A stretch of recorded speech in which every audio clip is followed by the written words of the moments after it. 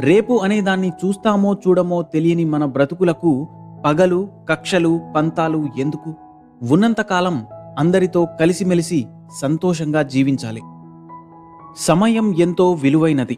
నువ్వు వృధా చేసే ప్రతి నిమిషం భవిష్యత్తులో నీ అదృష్టాన్ని తారుమారు చేయగలదని గుర్తుంచుకో.